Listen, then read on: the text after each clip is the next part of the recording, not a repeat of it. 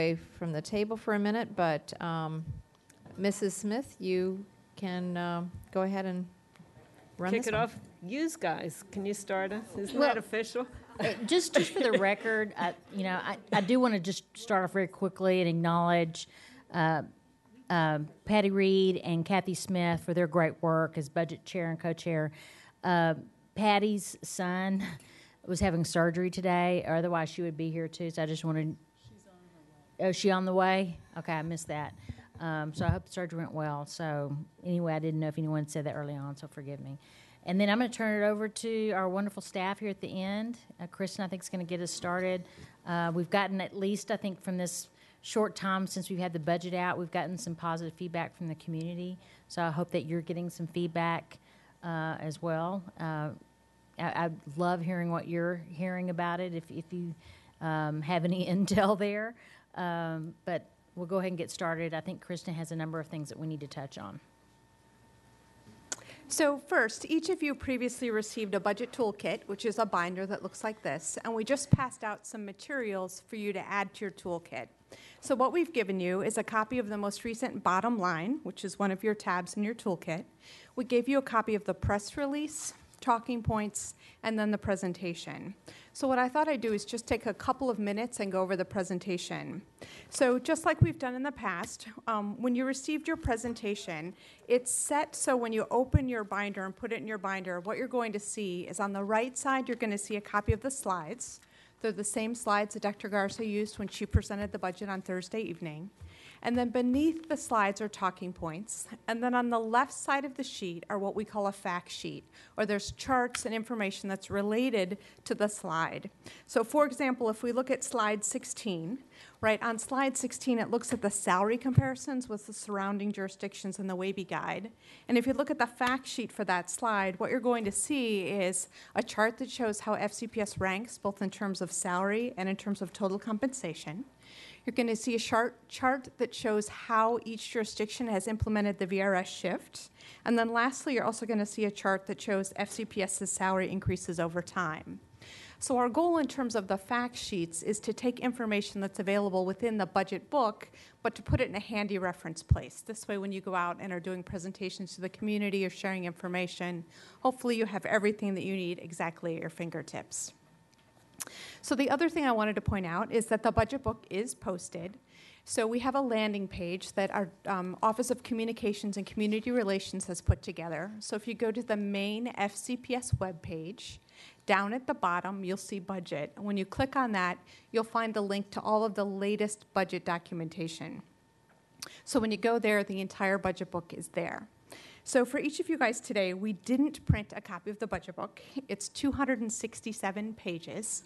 I really like the electronic version, so I want to take just a second to tell you about some great things in the electronic version. For example, the table of contents has hyperlinks. So when you just go to the table of contents, say you want to find the benchmarks page, which is basically that one page of facts. If you click on benchmarks in the table of contents, the electronic version will take you directly to that page. So I encourage you to look at the electronic version. There's hyperlinks in there, so if we're talking about another document, like the program budget or the capital improvement program, you can click on those links and it will take you directly to those other documents or websites as well. If you'd like a printed copy of the budget book, your EAAs in the school board office can certainly print it for you, and then there is space within your toolkit. So that was the second thing that I wanted to talk about. Next, in the proposed budget, one of the changes that we've made is we're eliminating the central procurement fund. So in the past, we've always talked about there's 10 school board funds. When we look at the proposed budget for FY16, we have 9 funds, right? So we've eliminated the central procurement fund. So I want to take just a minute to talk about why we did that. So the central procurement fund is an internal service fund, right? It accounts for goods and services that are provided from one department to another. So in this case, it's where our warehouse is purchasing goods at volume, and then we're selling them to the schools. So over time, the number of items within that warehouse have decreased based on things that are available in terms of next day delivery. But there are still many items where buying them centrally, getting that volume discount, and delivering them to schools is still the best cost-effective approach. And it also really helps schools in terms of they can place what we call passive orders. so ongoing orders for items that they then get delivered to them. Based on the volume of activities going through that fund, it no longer makes accounting sense to maintain that as a separate fund. So much like the county did in 2004, we're going to roll those activities into our operating. This is provided to schools, right? We haven't lost any of the volume discounts or anything. Those activities remain the same. We're just going to account for it in a different way. So that change was in the book, and I wanted to make sure I pointed that out. The next thing I'd like to talk about is the budget calendar. I know in the superintendent's update, it was mentioned that the Board of Supervisors has extended an opportunity for us to join them at a joint budget work session on February instead of in March, right? And that February date will be in place of the March date the county budget office confirmed for me. So it'll be the same activities we typically in the past have done in March. And I just want to say, for those of you that might have a conflict, a calendar conflict on that day, we didn't have any say over the day. But with that said, we do think it's wise for us, and it certainly behooves us to have that earlier than later, sooner than later, because it's in advance of them having to set the tax rate. And I don't have to tell this board why that's important for that conversation to be had. So I think if I remember, in fact, Ted and I were visiting about this the other day as we watched kind of the process unfold, and I think you were there, Tammy. Last year, members of the Board of Supervisors did lament a couple of times, at least a couple did, to their county staff about how late that presentation was from Ed Long and myself about what the needs were. And so this is in response to, I think, what the Board of Supervisors have intimated is that in the future they wanted these meetings to happen prior to setting the tax rate. I think next year, I'm hoping if this will become a precedent, that it would just be adjusted from this point forward officially in our budget timeline. And I would encourage you not to take the March 17th date off because I'm not certain if they still would want to use that for some purpose. Right. I mean, I'm not clear about whether or not they completely want the 17th taken off. All we're aware of is that they do have scheduled the meeting on February the 27th. at 2:00. Yep. That's a Friday. And it's prior to them advertising the tax rate, which is very critical because that's when they set the maximum rate that it could be approved. All right, so looking at the calendar of timelines, we have a public hearing on the 26th and the 27th if needed. Then we have budget work session on January 29th. Then February 5th, this board will adopt the advertised budget. Then the county executive is going to release his budget on February 17th. And then 10 days later, February 27th, is a joint work session between both boards. And then the County Board of Supervisors is going to advertise that maximum tax rate on March 3rd. Okay? Looking ahead to all those dates. And then the school board will formally present the budget to the County Board of Supervisors on April 7th, which is the first night of their public hearings. Okay, any other questions on upcoming dates? So the only change, and that's not reflected here, they'll need to mark their calendars, and that's February the 27th, Friday, February the 27th at 2:00. So you'll need to add that to your calendars.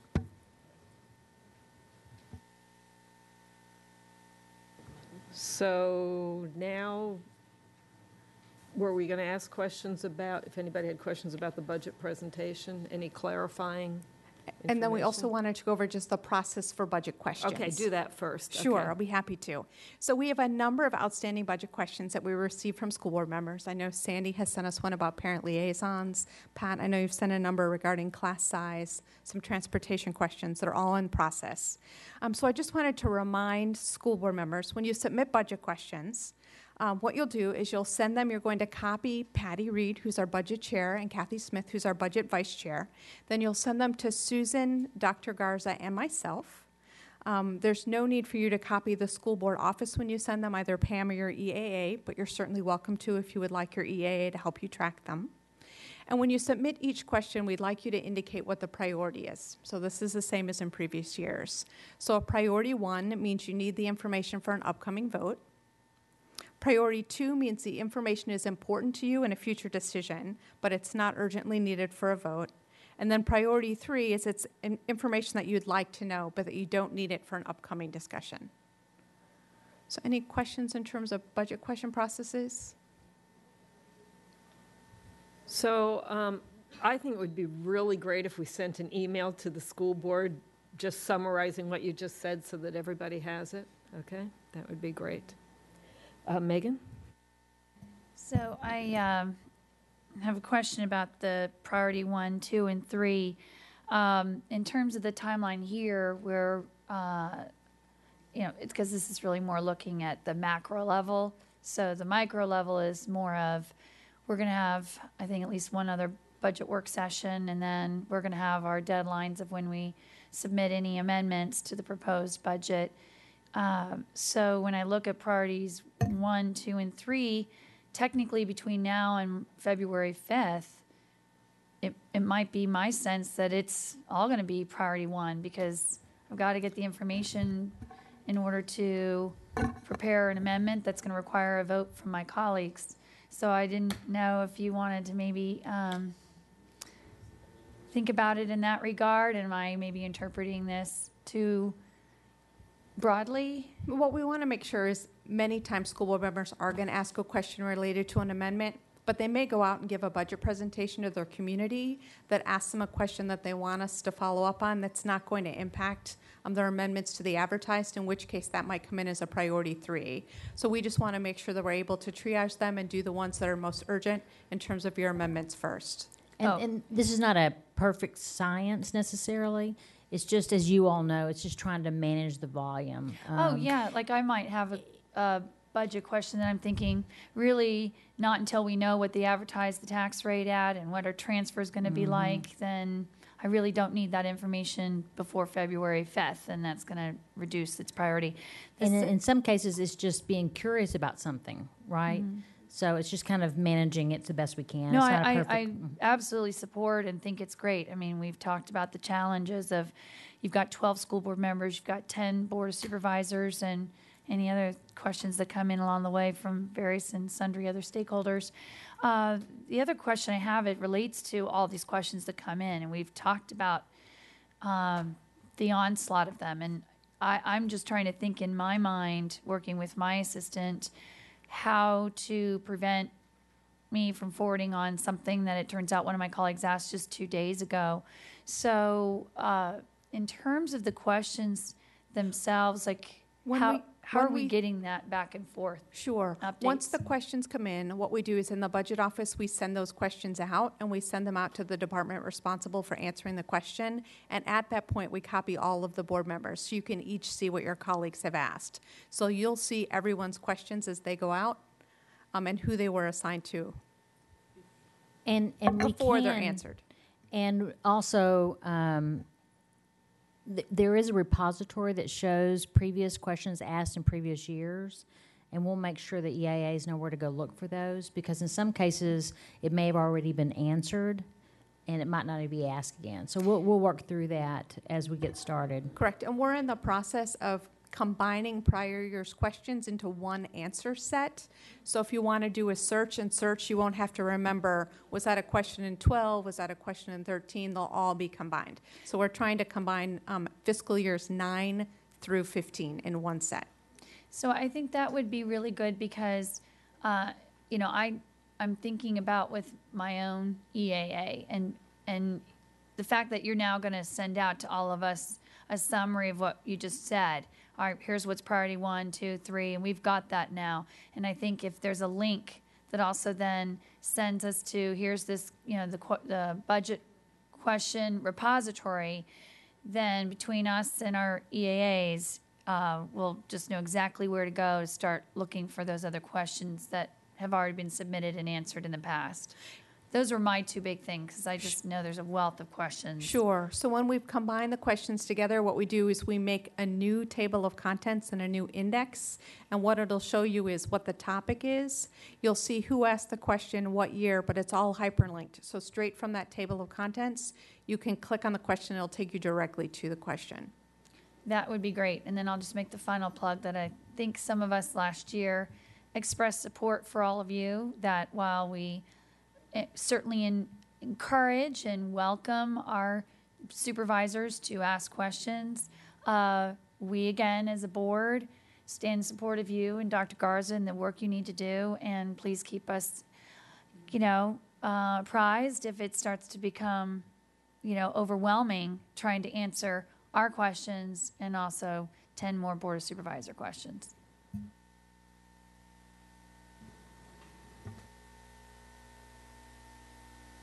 Okay, no other questions about the question process?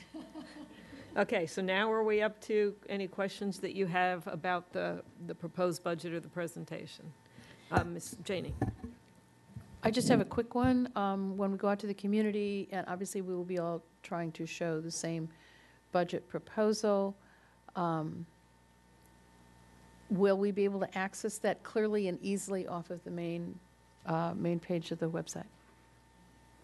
'Cause Yes, that's- we'll ask them to pull it up. So you're going to go to the main fcps.edu, It needs to be on the first page. and it's on the very first page at the bottom. So we'll get them to bring it up. Yeah, to bring it It's- up. and May, make- may I ask, since while they're looking for that, I might, you may not find it helpful at all, but if you would find it helpful, I'll be happy to send it to you. I actually wrote a different structure for how to talk about the budget without having to go through all the slides. Yeah, if you have a shortened, It was really Ms. Smith, the way in which I dealt with it with for the press conference and for the groups that I met with during the day. If you think that structure would be helpful for the board, the only reason I liked it is because it reminded everyone where we've been, what's been going on.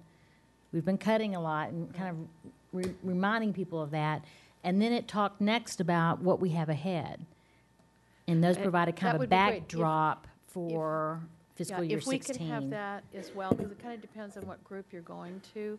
But, yeah, Right. because it's always, it's a big push to get through the entire set of slides, so. That, the way Karen truncated it isn't on here, but I think that is good advice, because I know if I go to a PTA meeting, sometimes I've got half an hour or something, Yeah. so you want a shorter version. So if we And could have both. Janie makes a good point, because we do want to make sure we're out there with the same message. So Right. I think that would be good for us to get Yeah. that. I mean, I have already gone to the main page of FCPS in that information thing, it lists budget, you click, That's the oh, main there, page. okay, yeah, show, okay, so, That was the main So you click- FCPS.edu landing page. and Okay. so the superintendent's presentation is the third piece down there, and then you have the proposed, right? No. No, There you go. that's just there's the presentation. So those things are there. Okay. And then, Um, but the question is that if there's another abbreviated set So- of slides, if you could send that to us as well. So what you might want us to do is we'll give you the slide numbers for the abbreviated version, and from here, from the box in the center, you can just type in the slide numbers you want to go to, and then if you have the whole thing there, if somebody wants to ask a question about one of the slides you didn't go over, you'll still be able to get to it. And we will also have a voiceover presentation that Dr. Garza will record tomorrow. So toward the end of the week, we'll have another link out there that's a voiceover presentation. So when you click on that, you'll hear Dr. Garza present her budget. Oh, I love it. We have all these options. We need a song and a dance to go with. Okay, that's great. Thank you. Okay, Megan? Yeah, I don't know how best to ask this question, but I figured I'd just put it out on the table. As I mentioned the other night when we received the presentation, it's really important to me, and I think to all of us, to understand from the county's executive at minimum, because he did create the budget. Where are we in terms of the county helping us understand the initial 3% recommended transfer to the board, but now that the county decided or has been indicating that come February they're going to recommend almost a 4% increase in over 4%. Dr. Garza is correcting me. Over 4%. Yeah, but roughly around there. The bottom line is, if we're trying to look at equity and fairness for all of our county employees, including Fairfax County Public Schools employees, how do they reconcile that a 3% transfer will not cover that on top of the other additional costs that are, as Dr. Garza termed last year, uncontrollable costs? There are cost drivers that we can't prevent. I just think that is one of the most important questions that maybe you all, my colleagues, Dr. Garza, anyone can give me advice on, because this is, I think, the thing that I want to pursue first and foremost, is that I'm so pleased with that 3.99% request. I think it's incredibly reasonable. I think it shows we absolutely, found $55 million in cost savings, so that we have a very reasonable request on the table. And I don't believe that the 3.2 that they've initially indicated they'll give us is reasonable and fair, given that they've made a decision about compensation, and we need to make sure that covers everybody. So, to Dr. Garza or to Kristen or Susan, have we, since that first initial November inquiry, has anyone spoken from the county side to say, we do recognize if we're going to give 4% to our employees, then obviously our 3% forecasting to you all is really not going to allow you to do the same for the very county employees who deliver services to county residents? Mr. Velkoff? I'm going to take a stab here, Ms. McLaughlin, that, and I'll say this as somebody who predicted the Ravens would win the Super Bowl. But the question, I think, may be rooted in history, but history may not repeat itself this year. I'm going to predict that this process over the next 4 months is not going to follow the same ruts that we've been in the past, and that I'm hopeful that the points of contention that you're itemizing are not going to materialize. That's my hunch. Pat? Yeah, and as I'm listening, I think you're making a really good argument, and it's good advocacy, and I think that should be part of our talking points on the budget is, we're not asking for any more than what the county is giving their own employees, and so to me, it should be right up there near the top in terms of our advocacy points that we deliver and that constituents deliver and that everybody's delivering. I don't think this is a deviation, but I think it's an important point to bring up. If I had to look at my crystal ball, Mr. Velkoff, I think salaries will come up potentially because that's our priority, and a good bit of money in our budget is dedicated to compensation increases. I know that the county is already contemplating reductions or cuts throughout the county and county services. So I think another part of the conversation that's likely to come up that I think we need to be prepared to talk about is the fact that they'll say, well, we're going to have to cut.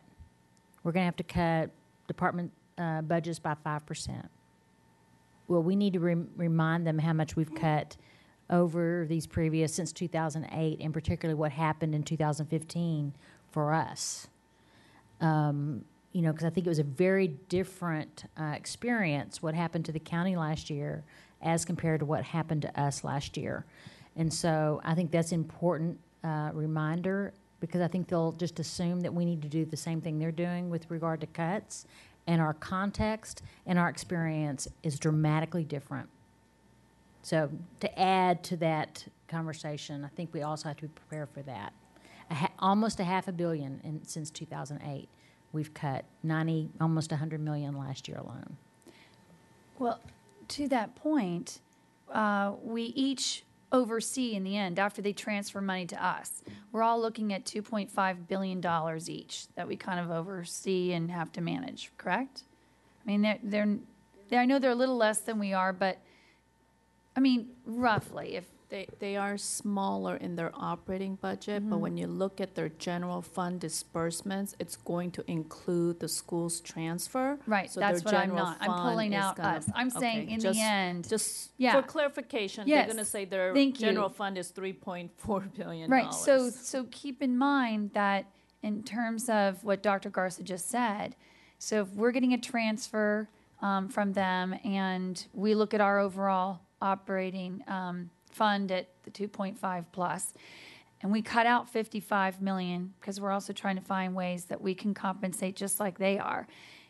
If they're giving a 3% transfer to us, while they're going to give a 4% or over 4% to their own employees, the question would be, well, we've cut 55 million. Did you all cut comparable amounts as you look to give raises? Because, in other words, I think we're doing both things. And so I don't want that to be the deflecting point. So if you think back to one of the meetings we had in the fall with the Board of Supervisors, what they talked about is they were going to make cuts this year. What happened is in this current budget year, they didn't really cut, they added to things. So they're in a different mindset. I mean, part of this discussion in a way is premature because the county executive hasn't come out with their budget yet. And I think we have to be clear when we have this meeting on February 27, where we've been, why we're doing this, and why employee compensation is important. And I think that's going to be our first real public board-to-board discussion about those priorities. But their mindset was different. That, I mean, Dr. Garza mentioned this, that they were going to cut 5% across departments. We don't know where their budget's going to be. But they were going into a real cutting mindset for fiscal year 16, where we did that last year.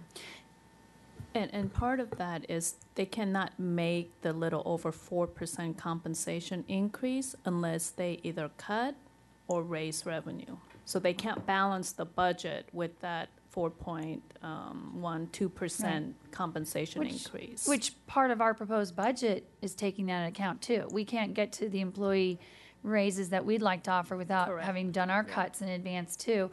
The reason why I'm pressing all this is because, call me Pollyanna, but in an ideal world, I would love to see our county executive, having been asked the question in November, to have reflected on it till now, so that maybe by February 17th, he's shown some understanding of the fact that this is one county with, employees who are all paid through the same tax base, and proposing a budget that still sticks to 3% for us is concerning to me. And I'm trying to figure out a way to do this so we don't end up having to haggle around with it until April.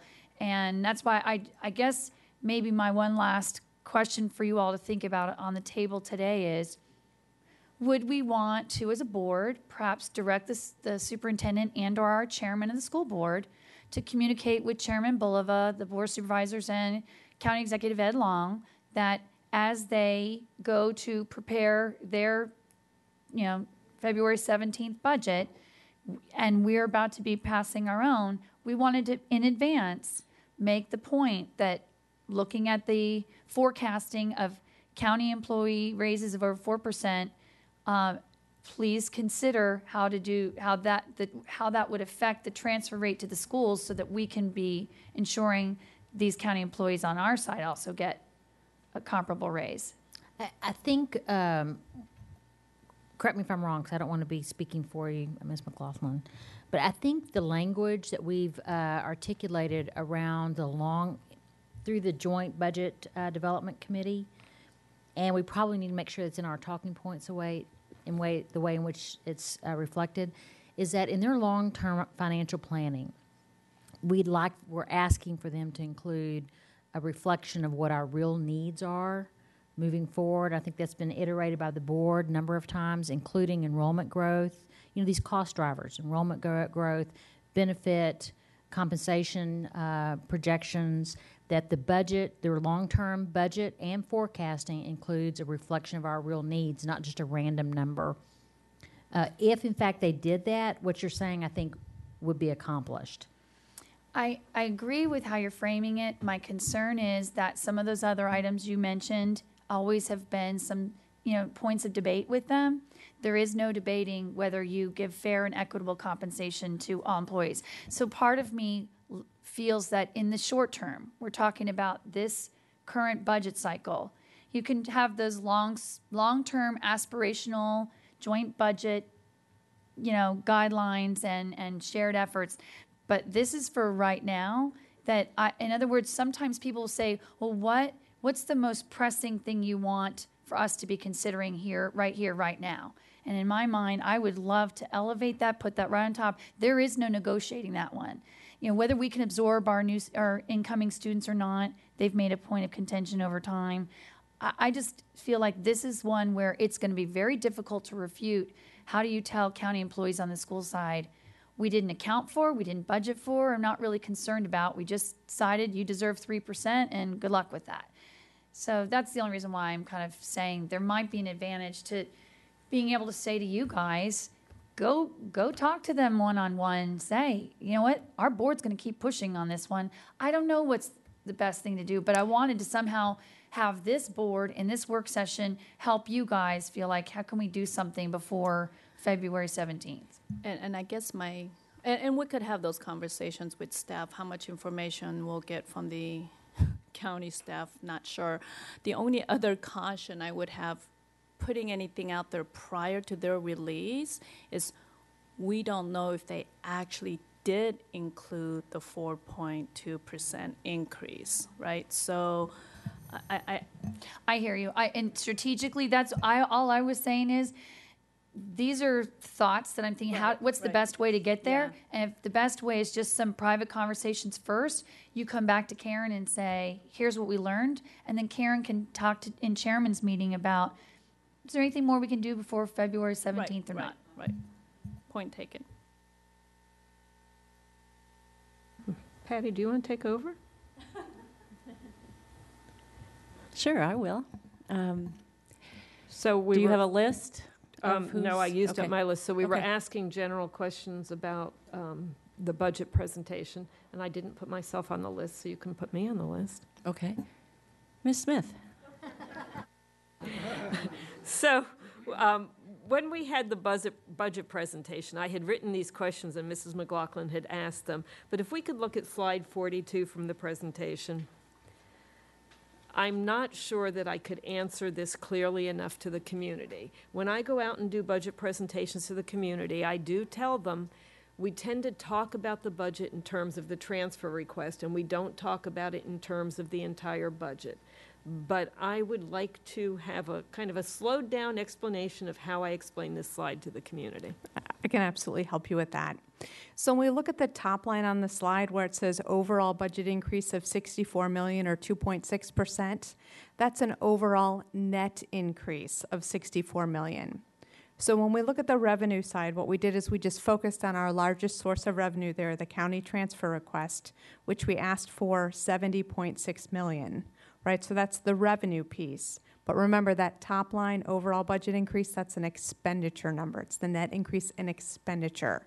So that revenue point there is really just to remind people, but it doesn't factor into this sheet. So when we look at that overall net increase of 64 million, what that is resulting from is total expenditures in the proposed budget went up by $119.4 million. Right? That includes things like salary increases, right? Full day Mondays, later high school start times. Turn the page, and you'll see that summary document that I referred to, and Ms. McLaughlin asked the same question. See the 119.4 that Kristen just mentions right there. Okay, keep going. Yeah, it's the on fact sheet for backside. slide 43. Okay. Right? So that's the that's the expenditure increase of 119.4.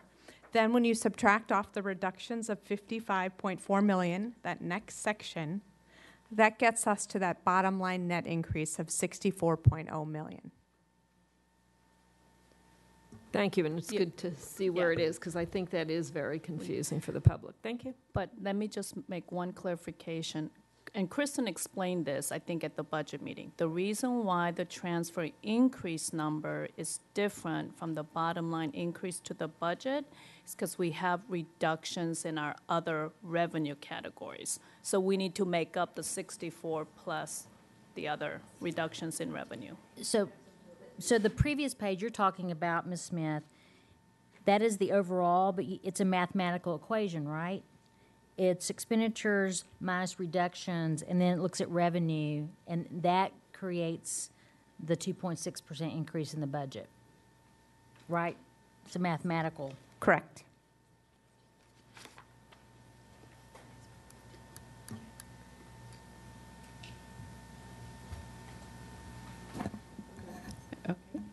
Ms. Schultz? Okay, so I'm going to play devil's advocate because it's coming.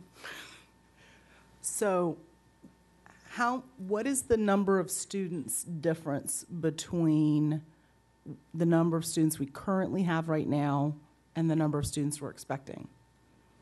What's the net difference in students? Sure. So when we look at the enrollment growth increase, that's on slide 22, right? What you'll see is enrollment growth and changes in student Don't demographics. go to slide 22. Don't go to slide 22. Don't go to slide 22? No. That's not the number you're asking about? No, I just want to know the number, the raw number difference in the number of students. Okay, so when Go back to 64 million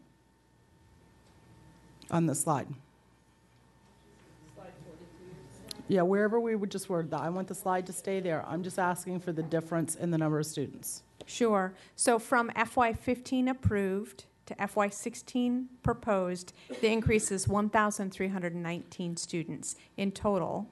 But just remember, the cost of enrollment growth includes both the total increase in the number of students as well as all of our demographic changes. So students who are eligible for English of speakers of other languages, increases in the number of students eligible for free and reduced price meals, and then as well as all of our special education services. So that's the part that's missing for me, because I know what's coming. What's coming from the Board of Supervisors is you want $64 million for 1,300 more students. That's $48,500 per student. Why do you need $48,500 more per student when you have, like, where are they going? What are you doing with the money? So when we look at the... I can answer that question, though. But what I'm saying is that part of the presentation needs to be, we don't need $64 million for 1,300 students. The reason we need $64 million is we may have 1,300 additional students, but this is why 1,300 students doesn't equal $64 million. And then honestly, not the Reader's Digest condensed version of the dot to dot, of how, and it's just, the picture's there, we just have to connect the dots 1 through 20 around to formulate that picture. Right. Because the simple statistic that you have 1,300 students coming in, you already have buildings, you already have teachers, they're going to go into existing classrooms, you have 1,300, you don't need $64 million. That's the argument that's coming. And so if we precipitate the argument with the breakdown of the answers, which is not only are the students who are coming more costly, but and I remember from last Thursday, there was a statistic of the number of ESL students in level 1. Those are the kind of things that are the components of this is why we need the money that we need. Am I kind of breaking it down in terms of clarity? Because unless we have the explanation of why 1,300 more students cost $64 million, I think we're in for maybe a slightly steeper climb than we think we're in for. Yeah, I'm going to have Kristen explain it a little bit more, but the increase in enrollment change in demographics is not $64 million. It's $18.6 million. The difference is mostly the compensation increases. Mm-hmm. You have to look at the whole No, picture. I get that the dollars don't translate directly to student. I mean, I understand that. What I'm trying to do is break this down to, Right.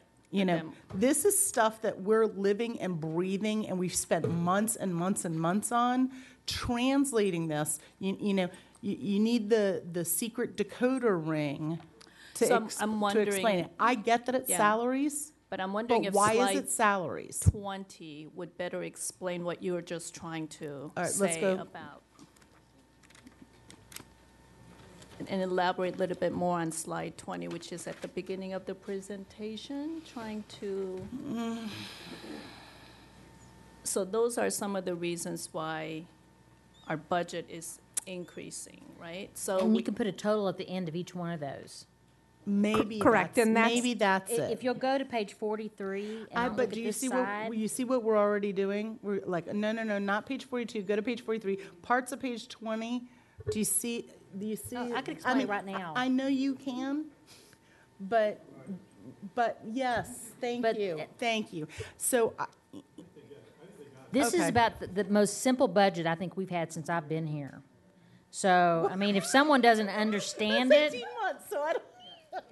well, No, or they even those don't. I've looked at. they Last don't, year was yeah. much more complex. Right. I think this one's a little bit more straightforward, and certainly, I think, in my mind, much easier to communicate to Yes, the I public. but- think it's because we jumped directly to slide 42. I know. No, I know. And enrollment growth plus demographic adjustments, that is such an enormous roll-up that needs to be explained. That's why I tried to tie it back to the presentation where we had the ESL level 1 component. It is much more costly to have a lot more people in ESL 1 than a handful of people in ESL 4. That's why you need more salaries. That's the expansion of the salary position, because I'm assuming we're having to hire even more teachers or have more resources available. And I that mean, piece on of that it- one example. Yeah, so that piece of it is the 18.6 million. The rest of the budget is driven by all the current employee salaries. Right, increasing. but see, there's no 18.6 million broken out there. I mean, all the pieces are here, and we all, Right. again, we all know Okay, it since we've okay, been Ms. talking Schultz, about it. I'm going to try to take control here.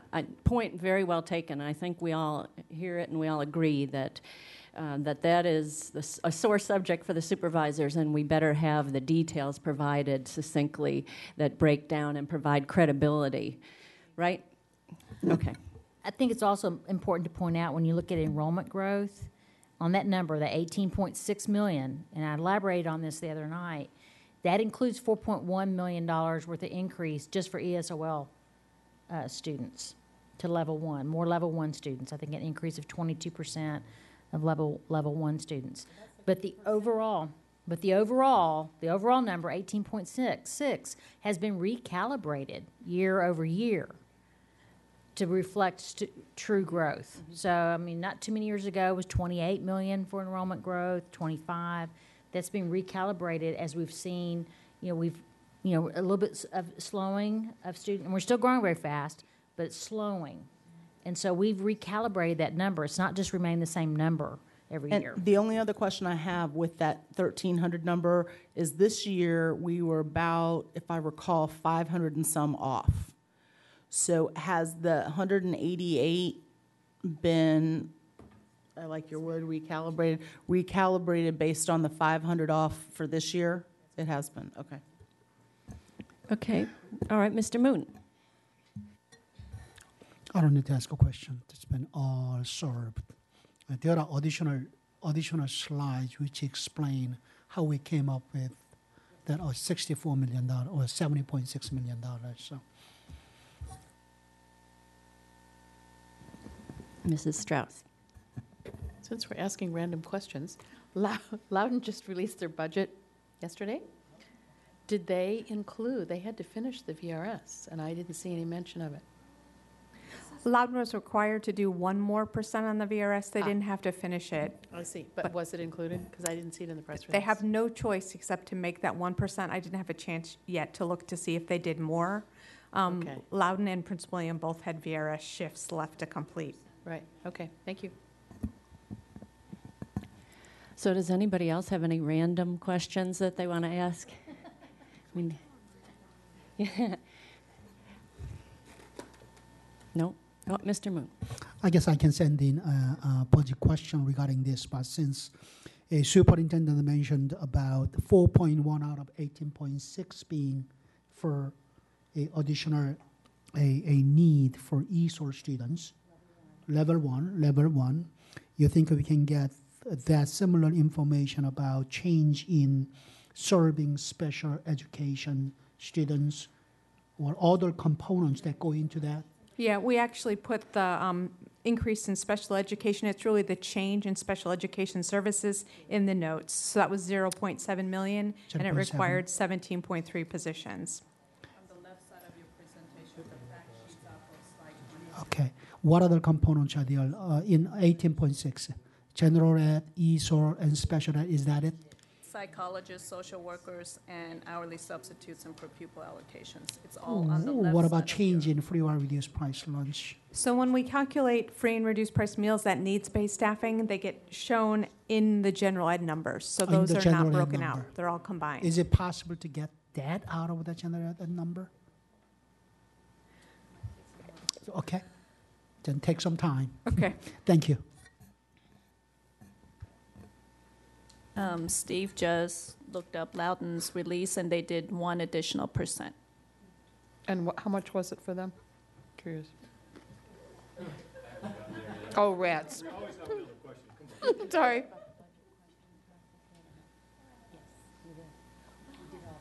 You did, okay.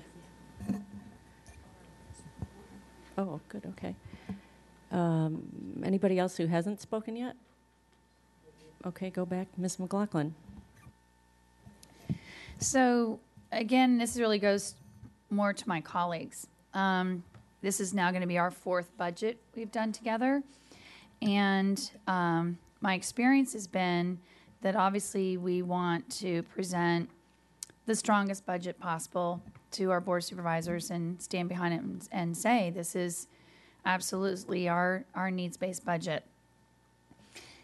In the past, where the challenge has been for this board is at some point we come to the decision, we send on our proposed budget, and then we wait to see what our transfer is going to be. By the time it comes back to us, we're now in early May. And then we have to figure out, okay, based on the transfer, where do we go from here?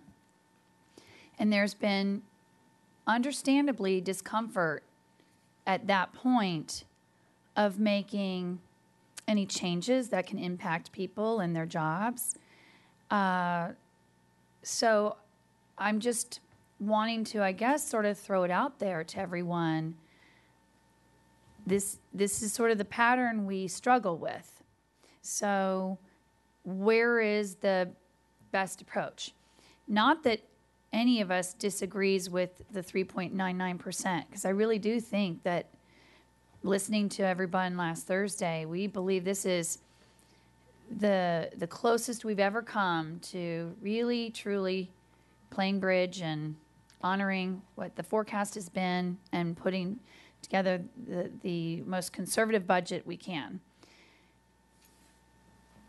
But I guess I would just ask everyone to still just think about that it is much harder for us as a board, and we have been very uncomfortable to make any sort of priority changes from the proposed budget once it comes back to us. Usually it's just been where do we have to maybe make some final shifts and changes.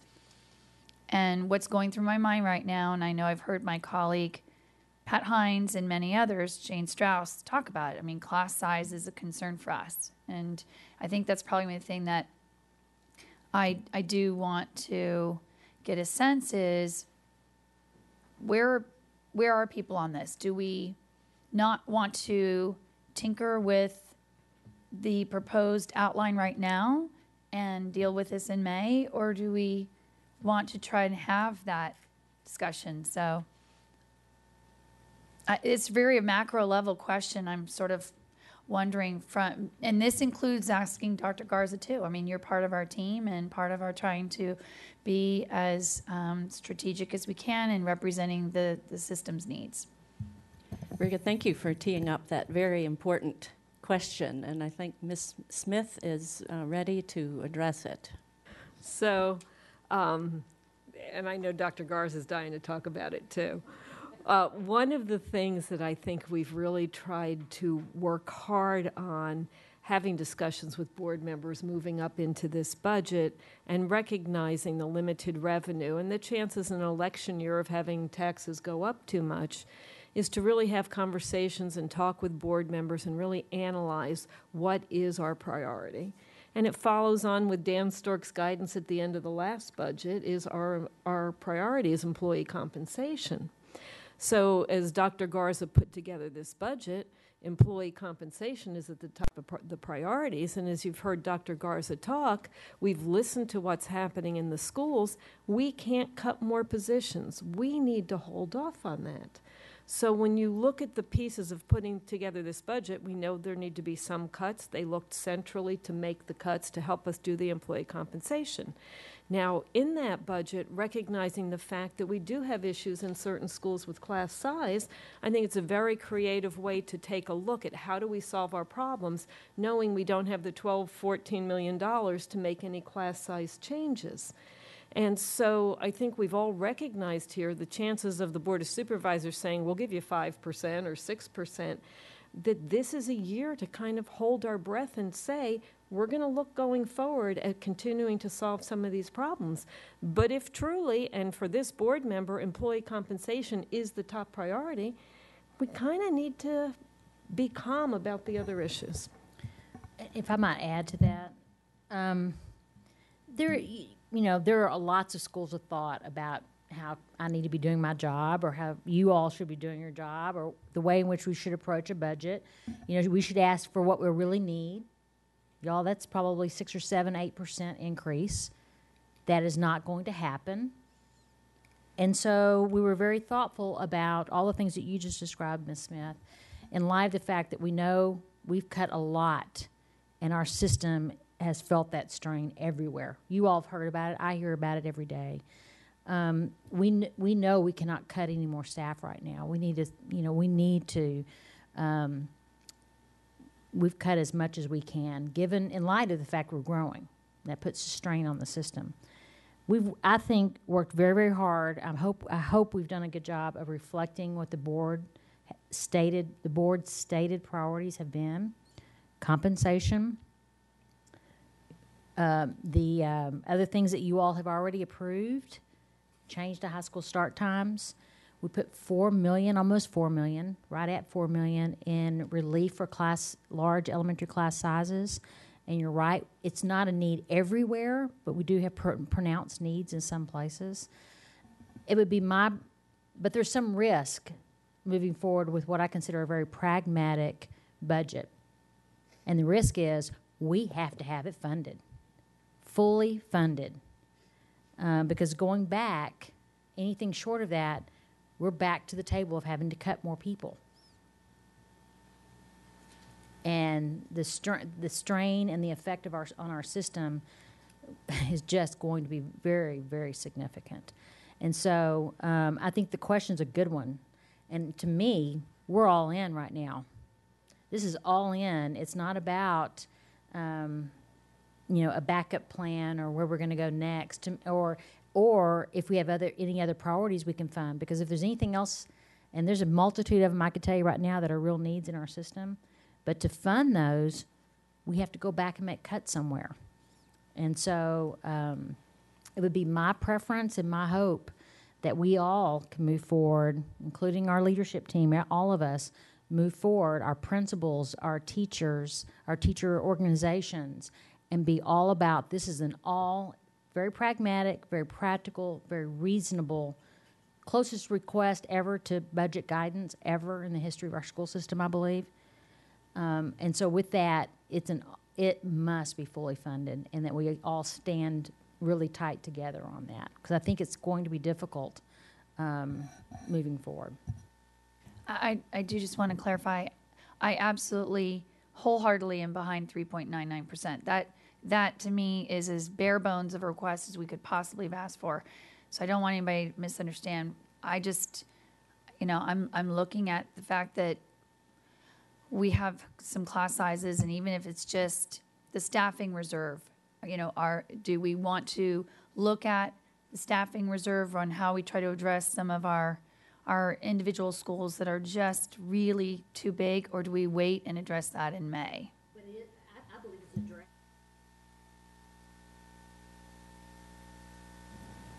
Okay, thank you. I have Ms. Strauss, followed by Ms. Hines. This is indeed the closest we've come to what the Board of Supervisors have said they will give us in, I think, 20 years. So that in and of itself is pretty amazing. The other part in our court this time is that clearly we are, as the Board of Supervisors did a study of their employees' salary base. And we know that they will, we don't know exactly what they're going to come out with, but we know what the recommendation to them was from their concerning salaries. And this was not previewed to us. It was actually, we discovered it. So often when we learn about it, it means that they're probably thinking very seriously about doing that, which means that if they feel that it's important for them to attract and keep good employees, which it is, their employees are important as well. And if they're committed to giving employee raises, our request for our employees is not as much as what was being recommended to them by their salary study. So I think we are on very firm grounds on what we are asking for our employees. And the other increases that we have are for initiatives that they encouraged us to go forward with. If you remember the full day Mondays, they were very much in support of that, and I acknowledge that they would pay for it. And they certainly know the length in the high school study, all of those things. So what we have in here, they know full well why it's there, how important it is, and they have stood behind us in supporting those initiatives, some very out front and saying, you need to do this. And we've done it. So I think we have a very strong, very tight budget. We are only $14 million apart, and I think it should be funded, and I agree with you. I think we stand firm, but I think we have a good chance. I think from what their needs are and their understanding of what our needs are. So I think we just hold.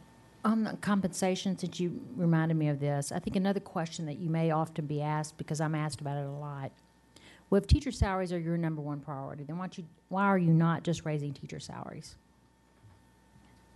Be prepared for that question, because I think it's a very, very important question. I will tell you that the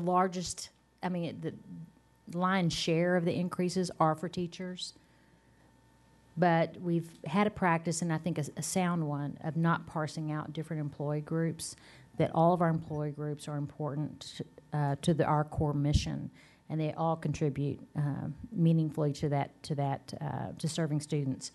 Our teacher organizations have been very much and strongly support of not parsing out different groups by making only about teacher salaries.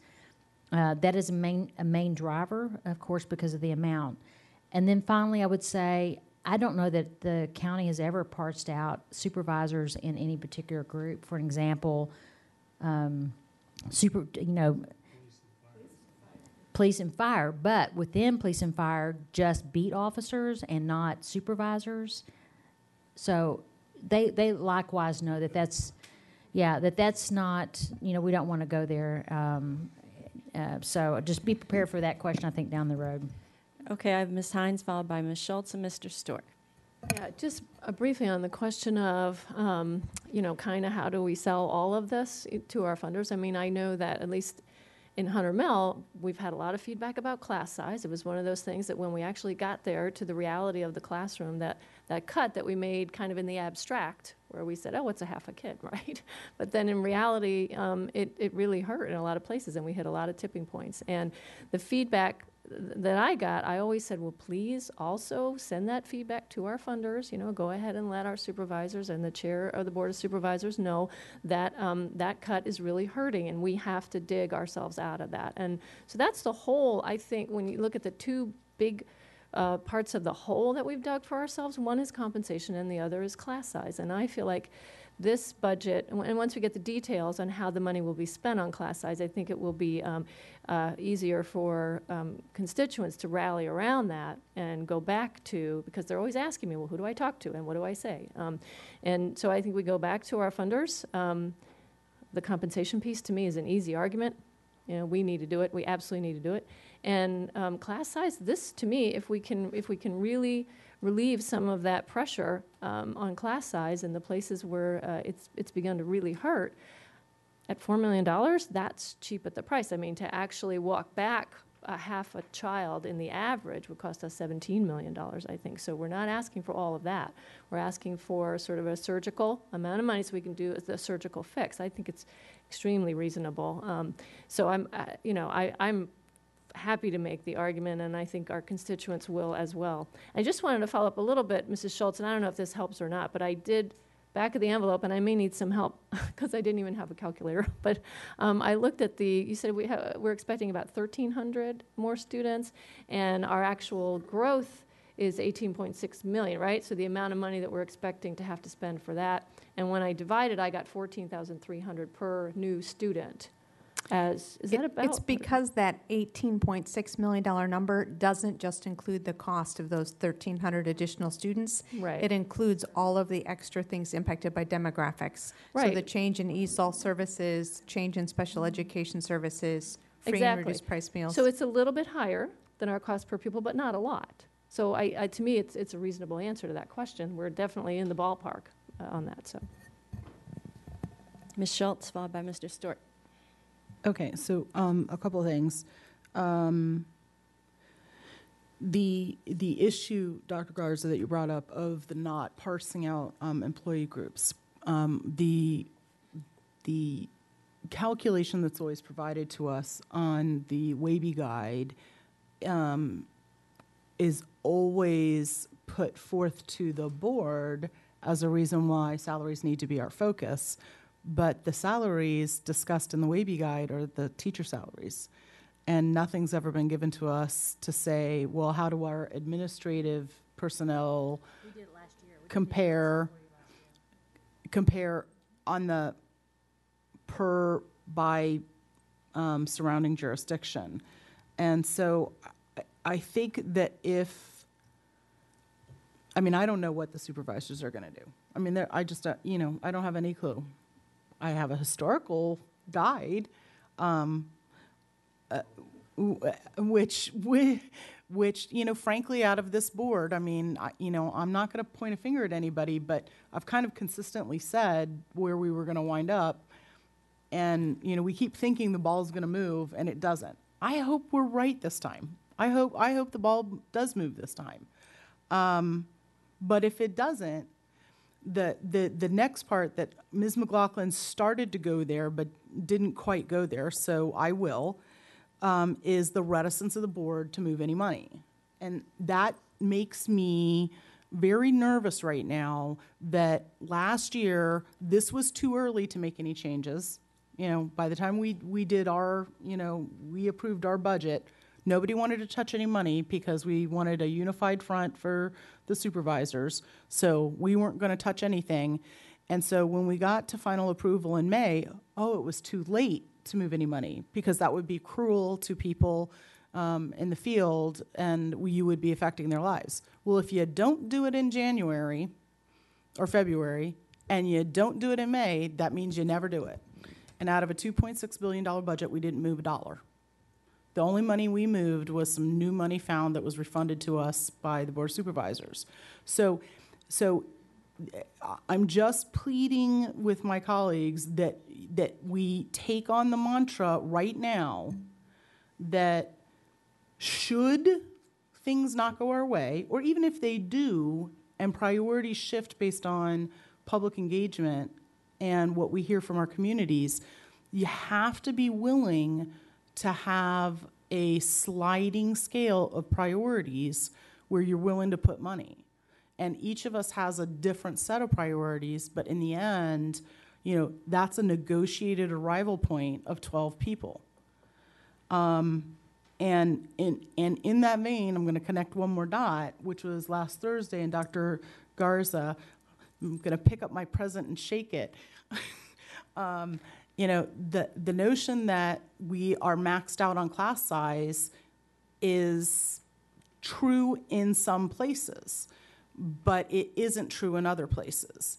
and having that discussion, having that question come forward and peeled apart for us so that there's a better understanding that, you know, if I have schools that have the 29s and 30s and 31s, and there's other schools that have the 17s and 18s and 19s, there has to be a discussion about among this board, particularly if the ball doesn't move on the other side of the county, on where money's coming from, and class floors are a part of class sizes as well. Dr. Garza, do you want to address that Yes, quickly again? and I may have mentioned some of the specifics. We've changed a lot in our process. You'll see it. There's lots of pieces of it that we've changed. So I won't go into all, and every part, you know, contributes to the overall process. But we have in that policy draft change, regulation change that you'll see, we have increased our budget allocation from 17 to 19, which is the floor. We are proposing a hard and fast cap, but we've also increased the floor. That's kind of nuanced. We can talk about that another day. The other thing that we've changed is we will remove teachers from a school when you've not met your number in the first 10 days of school. That has not been happening. But that's a central resource. If a school has not met their number in the recent past, they've just kept the teacher. So that artificially, you know, in some cases has class sizes real low. So in our policy change that we'll be suggesting to you all in the coming weeks, I think we were scheduled for 28th or something like that of January, you'll see that we've also, within the first 10 days, as a policy, as a regulation, we will pull teachers out if you've not met your number and you have to balance classes. Now, we think after 10 days, it's not good for kids at a certain point because they fall in love with their teachers. It creates lots of disruption. But we think within the first 10 days, we need to be able to do that. Pull that resource out of a particular school that didn't meet their number and put it in another place where we have particular strain on our system. So we've listened to you. We've also heard from our principals about our process needs to be revised. Okay, we're going to move on. Mr. Stork, Mr. Velkoff, Ms. Evans. And then I do want to circle back and raise the issue of any potential amendments, too, before we finish up, just to see where people are. Mr. Stork.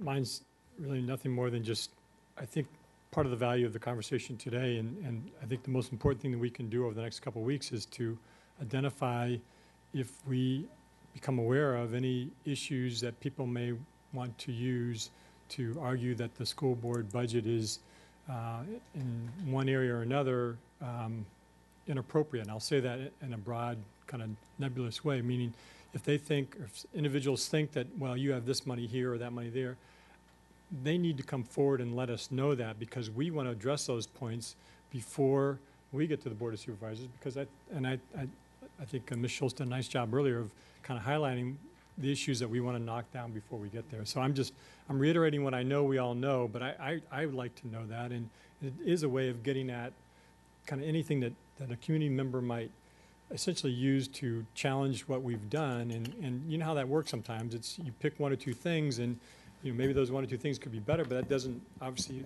necessarily mean the whole product is wrong. But sometimes people use that one or two things that they identify to essentially challenge the credibility of the whole. So it's in our interest, I think, to identify those and to address them before we approve our advertised budget, so that there's fewer opportunities for people to argue that somehow or other we're not being careful with how we spend the money, or that the money's being spent in some way we don't fully believe is the right way. So I think I think there's fewer of those things in the past, but I'm sure there are a few things there that we can all kind of tune into and just make sure we get them raised, particularly raise them with Dr. Garza and with Susan and Kristen. So is that a potential action item or next step? Well, I think it's a reminder maybe. We have people in the community that do an excellent job of going through our budget very, very, very carefully, and we have things to learn from them. So I'm seeing it in a positive way, and I just want to make sure that when we hear those things that we engage those individuals and say, okay, let me understand what you're saying, and let me at least, and if there's information that's not included in the budget, again, like the point on the additional dollars for new students, you know, just the explanation today is a much clearer one than we've used in the past, and I think it's an effective one, but there may be other elements of the budget that if we have that, it will empower us and really give us the ability to respond more effectively and not let those things take a life of their own and have it challenge the budget as a whole as not being. Right. You know. Point well taken. I'd suggest, though, that that it do be a next step, and That'd be great. send any board member who has any of those types of issues that we know the community raises perennially, or that we ourselves anticipate questions about. Send those to Kathy and I, and we'll get them to staff, and then we can have a FAQ. So, and I agree with you. I think the strategy of kind of heading them off at the pass, anticipating their concerns and being able to address them, I think is very fruitful. So I think that's a terrific idea. And one is things like, well, how come you have so many managers? How many, right? And that's one I'll put on my list. So, but that's a very good suggestion, and I think that that'll go a long way to keeping us all prepared and on the same sheet of music, too. Okay. Mr. Velkoff. Head them off at the pass. You must have learned that one in Colorado. First of all, I had a brief comment about why the transfer request is greater than the total increase. And I think the short answer is, in the previous budget, we had one-time money, a carryover of $48 million, and on this budget now, we have $28 million. So we're starting off with $20 million less. So in a nutshell, that really addresses it. And what that really is saying is, we've been criticized in the past for having so much left over. On the other hand, that's also meant, in a perhaps a perverse way, we haven't had to ask the supervisors for quite as much money. So we're seeing the effect of that. Regarding, I was thinking about some questions that were being raised by Ms. Schultz, and I think when Ms. Schultz was using the expression of moving money around, I think she was really saying, what do you have to, if you have to make cuts, okay, and I think it's worth line item cuts, basically, right? So let's remember, the superintendent has already cut $55 million, if I remember correctly. So I think, and then the other point is that if any of us believe that there are further cuts that need to be made, the point is, we can get distracted. We can work on that now. It's easy to get distracted by all the other work that we do, approve the budget in February and kind of have the budget out of your, out of sight, out of mind, and then show up in May and it's like, oh my gosh, here's the budget again. And I guess the point here is that we should all know as board members that if we have items that we think should be cut from the budget, we can work now, February, March, and April. Let's work with these folks, bring them our ideas so that those things are well cooked by the time we get to May. I think some of the, I recognize there's been some anxiety when those things have come up in May, and we sort of feel an amount of surprise. And I just think that if we all remember our process, we have a good 4 or 5 months to bring forward any ideas that we have about any cuts that we think need to be added to the ones that the superintendent has already brought forward. Spoken like a former budget chair. Well said, Ted. Ms. Evans. Thank you. I just wanted to go back to the issue of class size, and I'm looking forward to seeing what your recommendation is in terms of having a hard cap.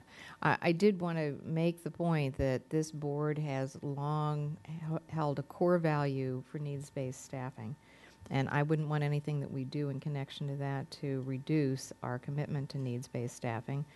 We did have to make some cuts in that area last year, which I found very painful. And so whereas we do need to find relief at the very large class sizes, I wouldn't want whatever we do to be kind of a backdoor way of cutting needs-based staffing. I'm simply making that comment.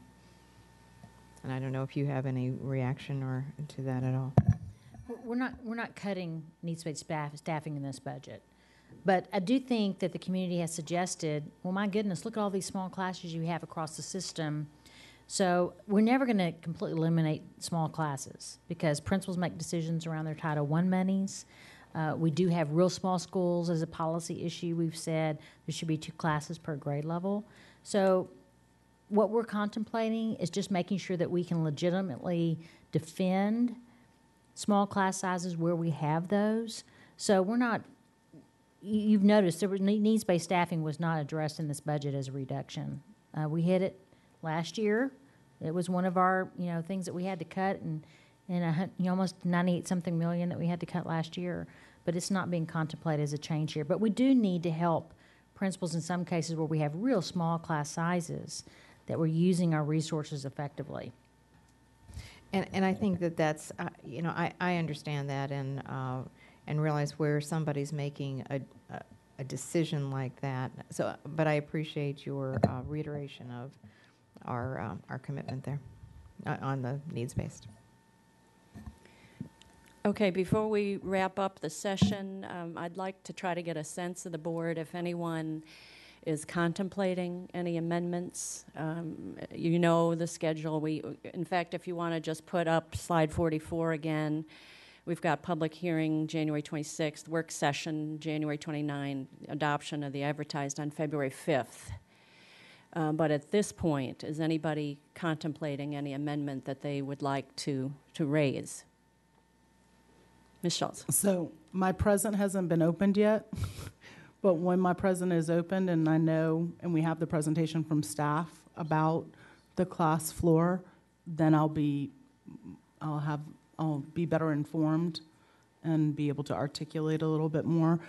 At this point, that is an area that is brewing, just because of the number of classrooms that do have very, very small classes, and the question of what that means in equity, and some of the teachers stressing and principals stressing to meet the needs in really, really large, and how we achieve that balance. So it's something I'm thinking about. Okay, very good. Appreciate that. Ms. Evans. Just wanted to reiterate my long-standing advocacy for parent liaisons and trying to at some point, in some way, make them full-time equivalent, either full-time or part-time staffers. They are hourly workers now. I think as we have gone, increasingly, they are increasingly important in many, if not most, if not all of our schools. So I don't know that I will have any kind of an amendment on that. I've been having some conversations with Dr. Garza about it to see, if there's, other approaches to this. But I just wanted to kind of lay down that marker. I have asked a budget question about it. The last time I asked the question about what it would cost to turn them from hourly workers into full-time equivalents, full-time or part-time, the answer was, I believe, $1.2 million to make that transition. So I don't have any amendment at this time, but I just wanted to raise that issue because I think it's an important one to keep in the forefront of our mind. Anybody else? Mr. Moon.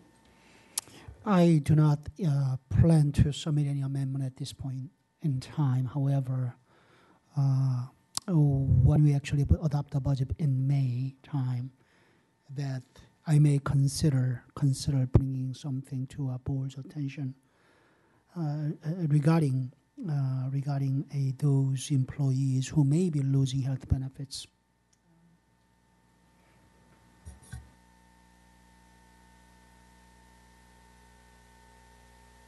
Can you explain that a little bit, just so that we all understand what you mean?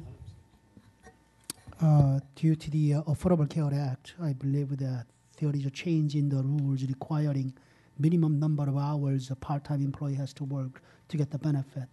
And I want to know, first of all, whether legally it's possible to, for our subset of employees, we can be more liberal in granting health benefits and what the cost may be. And also got to know what our bottom line financial situation will be after we know what the transfer is from the County Board of Supervisors.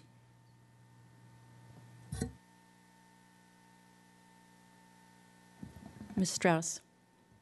I guess the question is the proposed changes to the Affordable Care Act. I don't know that has an impact on us on the downside since we are independent? Because I assume you're talking about the change from 30 hours to 40 hours. 20 to 30 hours. 20 to hours. 30. So I guess, would that actually have an impact on us one way or another? Would we have to? Oh, it would be a financial cost to us.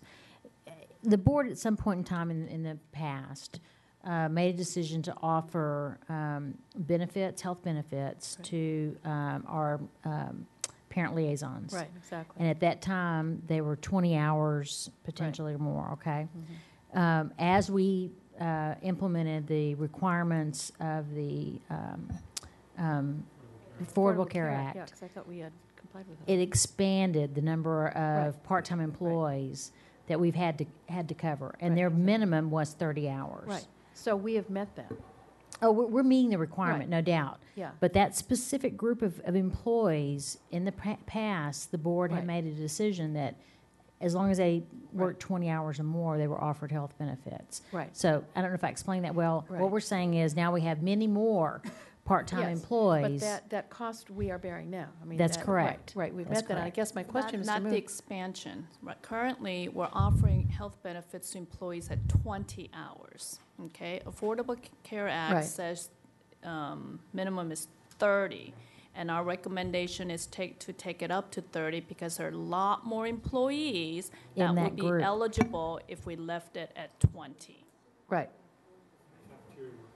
Right. So what we're suggesting is we need to implement, it's our recommendation that we implement the requirements as written. Right, that was my understanding, that we are there as written, right, for the next year and any, okay, that was my understanding. And so, Mr. Moon, you're Again, talking about. I'm gonna wait until. You want to until- look at the until delta, the ones that I are. wanna know what yes, the transfer will be and then deal with that Right, at that right. point.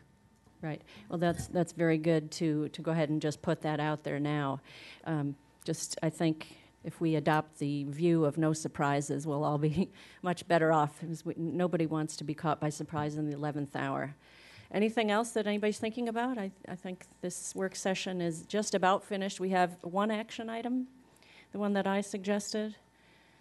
Next step.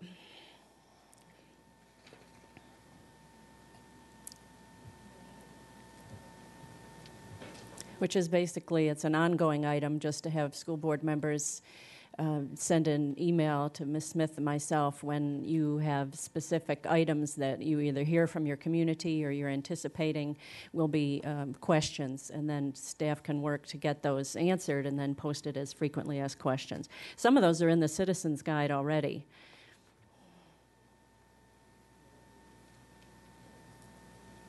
While they're pulling that up, we have tried to keep a sense of what are the prevailing themes that continue to be brought up. So that is good for us to know. So if you have kind of something you sense that will be a major issue moving forward, I think we're always better positioned if we have those answers front and center. And I think it has helped over the last year and a half or so mitigate and really focus much more of the conversation. And you know, otherwise, these things continue to keep being used as distractors. So, yeah, let us know. All right. The next steps, do those look good to people?